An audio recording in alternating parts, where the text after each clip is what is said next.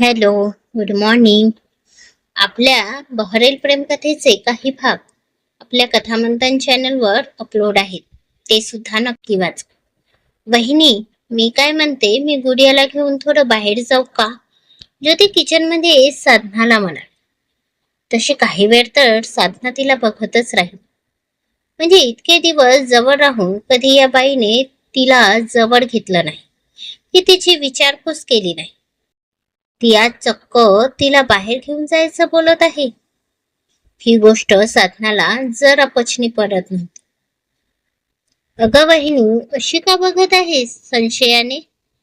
मी काही तिला खाणार नाही, फक्त थोडं फिरून येऊ म्हणते तिच्यासोबत. शेवटी माझंही काही नातं आहे की नाही तिच्यासोबत. ज्योती खोटं हसू आणत बोलली. ते मी तुला सांगू शकत नाही ज्योती. गुडियाबद्दल सगळेच निर्णय आजकाल अभिच घेतो आहे. तेव्हा मी तरी तुला परमिशन देऊ शकत नाही. हा, तुला हवं असेल तर तू अभिला विचारू शकतेस. तो जर म्हणाला तर माझी हरकत नाही. साधना बोलायचं म्हणून बोल. तशी ज्योतीच्या चेहऱ्यावर राग उतरू लागला. जर त्यालाच विचारून घेऊन जायचं असते तर तुझ्यासारख्या बिंडोकच्या पाया का पडली असती? पण त्याला काही करू द्यायचं नाही म्हणून तर तुझ्या पुढे डोकं आपटत आहे ना. ज्योतीने दात ओठ मनातच साधनाला बडबडून घेतलं. काय झालं? आणखी काही हवं होतं का? ज्योतीला अचानक गप्प झालेलं बघून साधना म्हणाली, काही नाही, बघते आहे माझी वहिनी किती भोळी आहे. ज्योती बोलली तशी साधना तिला न समजून बघू लागली. हो, म्हणजे बघ ना, तुझ्या सुनेच्या छोट्या छोट्या गोष्टीसाठी तुला मुलाची परमिशन घ्यावी लागते आहे. तू साधं तिला आपल्या मनाने कुठे पाठवू शकत नाहीस. इतकाही तुझ्या सुनेवर अधिकार नाही, आणि तरीही तू हसते आहेस. ज्योती साधनाला स्मित हसताना बघून चिडत बोल. साधनाने मनाई केल्याने आता तिला तिची खूप चिड येत होती. तिला वाटलं होतं साधनाला गुंडाळून ती वेदांतिकासोबत बाहेर पडेल. पण इथे साधनाने सरळ सरळ आपले हात वर केल्याने आता मात्र तिला काही सुचत नव्हतं. आणि साधनाने म्हटल्याप्रमाणे ती अभिसोबत याविषयी बोलू शकत नव्हती. एकतर त्याच्या धारदार नजरेत बघून आधीच ती गार पडायची, आणि दुसरं म्हणजे अभिला जर संशय आला तर तिची हाडं सुद्धा कुणाला मिळणार नाही हे तिला चांगलंच माहिती होते. आणि म्हणून ती अभिच्या तावडीत सापडायला घाबरत होती. तुझ्या मनात आहे तसं काहीच नाही आहे ज्योती. आमच्या गुड्यावर आमच्या सगळ्यांचा बरोबर अधिकार आहे. फक्त माझ्या अभिचा थोडा जास्त, म्हणून बाकी काही नाही, साधना हसत म्हणा. तसं ज्योतीने सुद्धा तिला एक खोटी स्माईल दिली आणि पाय आपटत तिथून निघून गेली. ज्योतीची खोली. काय झालं? झालं का काम? तू तिला घेऊन येत आहेस? समोरून आवाज आला. तिथून निघून सरळ ज्योती आपल्या खोलीत आली आणि तसाच तिचा फोन वाजला आणि ज्योतीने सडलेल्या तोंडानेच तो फोन घेतला. कारण तो कुणाचा असेल याची तिला खात्री होती. नाही झालं. ही साधना जितकी भोळी दिसते ना तितकी आहे नाही. तिला गुंडाळायचा प्रयत्न केला मी, पण ती हलली नाही. जे बोलायचं आहे ते सरळ बोल. तुझ्या या बायकांच्या गोष्टीत मला काही रस नाही. काम झालं की नाही ते सांग. समोरून तोच जबर आवाज आला. तशी ज्योतीच्या बोबडीच वरली आणि भीतीची लहर तिच्या अंगात शिरशिरी देऊन गेली. पण तिनं कसं तरी स्वतःला सावरलं आणि पुन्हा आपल्या थोबाडावर तोच ॲटिट्यूड घेऊन आली. तर मग सरळ सरळ नाही. तिला या महालातून बाहेर काढणं इतकंही सोपं नाही. इथे सगळे तिचे पहारेदार आहेत. सगळ्यात मोठा तर तो अभिच. तिच्या सावलीला सुद्धा उभं राहू देत नाही मला. ज्योती तोड्यात बोलली आणि फोन कट करून घेतला. नाटक करता करता ही खरंच स्वतःला ज्योती समजायला लागली की काय? अगं तसं असेल तर आत्ताच थांबव, नाही तर तुझं काही खरं नाही.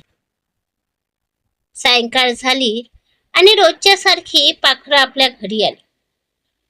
त्यांना आलेलं बघून साथाने लगेच जाऊन त्यांच्यासाठी पाणी घेऊन आली. अभिने वेदांतिकाला तिथल्या सोफ्यावर बसवली आणि स्वतःही बाजूला बसला. वेदांतिकाचा चेहरा खूप थकलेला दिसत होता. काय झालं गुडिया, बरं वाटत नाही आहे का? नाही माम, खूप थकवा लागतो आहे. वेदांतिका हळूच पाणी पीत. ते मी काय म्हणते वहिनी, जर तिला बरं नसेल तर मी तिला घेऊन जाऊ का हॉस्पिटलला उद्या? ज्योती चमक घेऊन बोलली. तिला वाटलं हाच योग्य चान्स आहे वेदांतिकाला सोबत घेऊन जाण्याचा. तिच्या तब्येतीचं म्हणून अभि सुद्धा मना करू शकणार नाही. पण तिला काय माहिती, त्याच्या प्रिन्सेसला तो तिच्यासोबत हॉस्पिटल तर दूर तिच्या खोलीत सुद्धा पाठवणार नाही. नो, काही गरज नाही. मी बोललो तिच्या डॉक्टरांशी. Nothing serious. थोडं रेस्ट करेल तर वाटेल तिला बरं, अभि म्हणाले. तसा ज्योतीचा चमकणारा चेहरा क्षणात भरभर उतरला.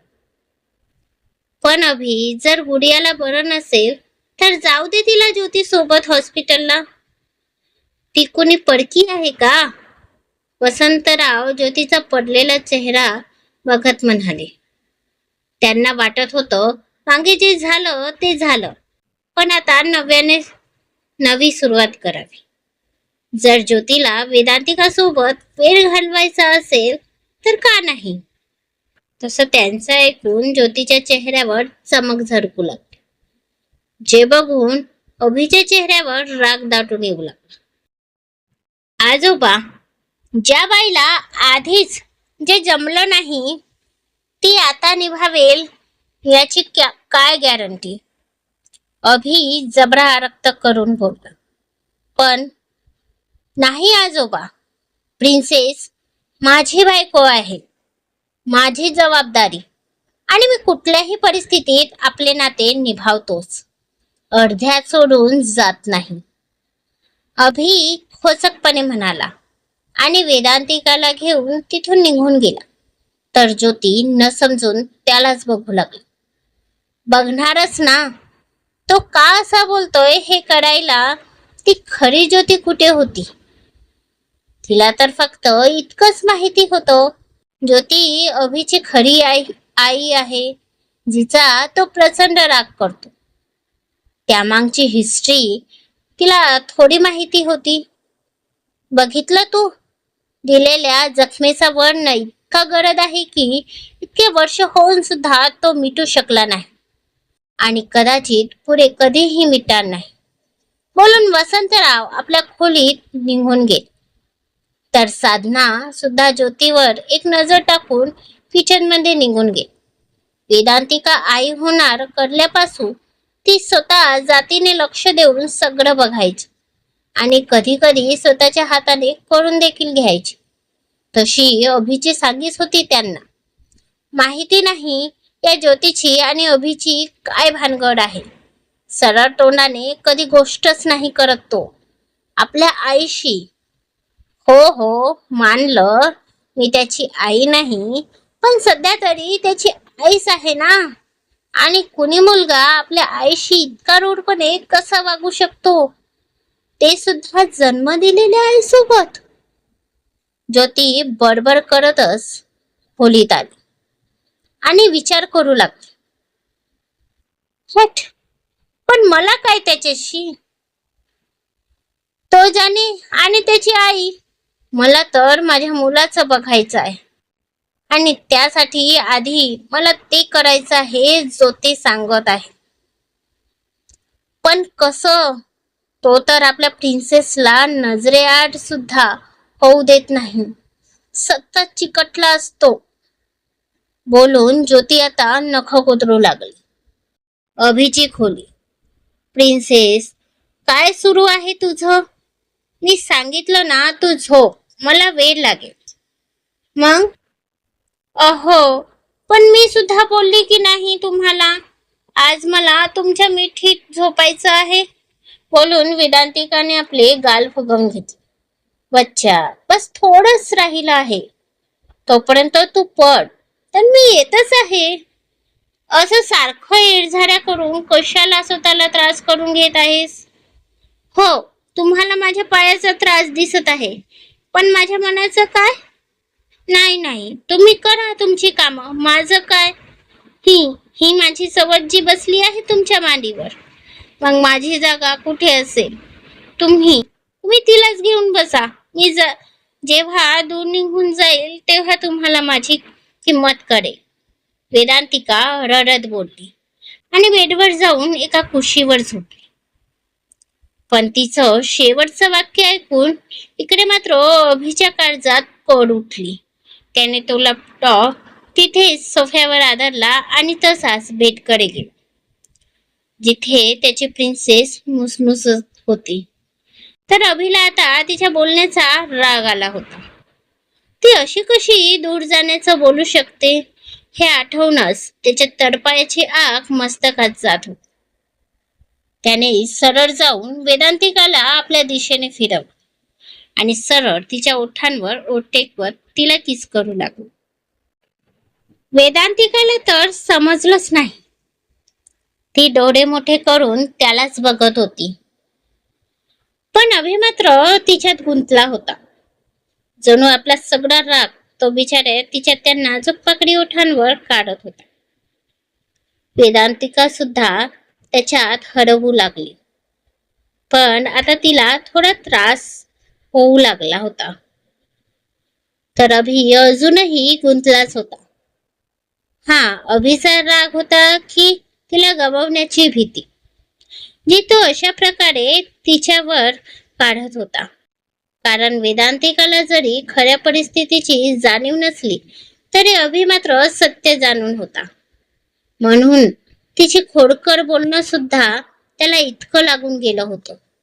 इकडे अभि थांबत नाही म्हणून आता वेदांतिका त्याच्या खांद्यावर टॅप करू लागली आणि त्याला थांबवण्याचा प्रयत्न करू लागली.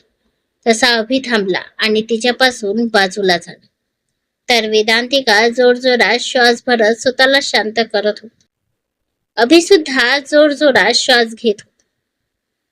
वेदांतिकाने तसंच थोडं चिरून अभिकडे बघितलं. त्याचं आताचं वागणं तिला थोडं विचित्र वाटलं होतं. पण जसं तिने अभिला बघितलं त्याचे ते लाल झालेले डोळे बघून वेदांतिका थोडी घाबरलीच आणि आता तिच्या चिडीची जागा भीतीने घेतली. अहो प्रिन्सेस, पुन्हा कधी दूर जाण्याचं बोललीस तर यापेक्षा जास्त पनिशमेंट मिळेल. तुझी जागा कधीच कोणीच घेऊ शकत नाही, कुणीही नाही. अभि थोडं रागातच बोलला. तसा आता कुठे जाऊन वेदांतिकाला त्याच्या वागण्याचा अर्थ कळला आणि तिला आता फार वाईट वाटू लागलं. अहो सॉरी, वेदांतिका हळूच बोलली आणि तशीच त्याच्या मिठीत शिरली. माहिती होतं तिला आता तिची मिठीच त्याचा राग शांत करू शकते ते. आणि झालंही तसंच. अभिने सुद्धा तिच्या भोवती हात घट्ट करत आपल्या प्रिन्सेसला आपल्या हृदयाशी बिलगवून घेतली. प्रिन्सेस, पुन्हा कधीच असं बोलू नकोस, मस्करीत सुद्धा. कारण तुझ्याशिवाय जगण्याची मी आता कल्पना सुद्धा करू शकत नाही. अहो, मी पण आता तुमच्याशिवाय जगू शकणार नाही. मला आणि आपल्या बाळाला तुम्ही नेहमीच हवे आहात. वेदांतिका आपल्या पोटावर हात ठेवत अभिला बघत बोल. तसं अभिने सुद्धा तिच्या हातावर हात ठेवला. दोघांचेही श्वास एका लयीत सुरू होते आणि त्याच्यासोबत नव्या येणाऱ्या जीवाचे सुद्धा सूर मिसरत होते. एक सुंदर असं त्रिकोणी कुटुंब आता त्या खोलीत आपल्या सुंदर भविष्याची स्वप्न बघत होता. प्रिन्सेस, काहीही झालं तरी मी तुला आणि आपल्या बाळाला आता काही होऊ देणार नाही. त्यासाठी मला कुणाचा जीव घ्यावा लागला तरी हा अभि आपल्या कुटुंबासाठी तेही करेल. बोलून अभिने आपला दुसरा हात सुद्धा वेदांतिका भोवती घट्ट केला. जणू आपल्या हाताचं कुंपण करून तो आपल्या प्रिन्सेसचं आणि येणाऱ्या जीवाचं रक्षण करत होता. थोड्याच वेळात त्याला आपल्या मानेवर वेदांतिकाचे गरम श्वास जाणवू लागले. त्या जड श्वासांवरूनच त्याला समजलं की त्याची प्रिन्सेस त्याच्या कुशीतच झोपी गेली आहे. अभिने सुद्धा तिला तसंच घेऊन आपले डोळे मिटून घेतले. पण हे स्वप्न उतरेल का खऱ्यात की मग लागेल याला कुणाची नजर? काय होईल पुढे जाणून घेण्यासाठी कथेचे पुढचे भाग नक्की वाचा.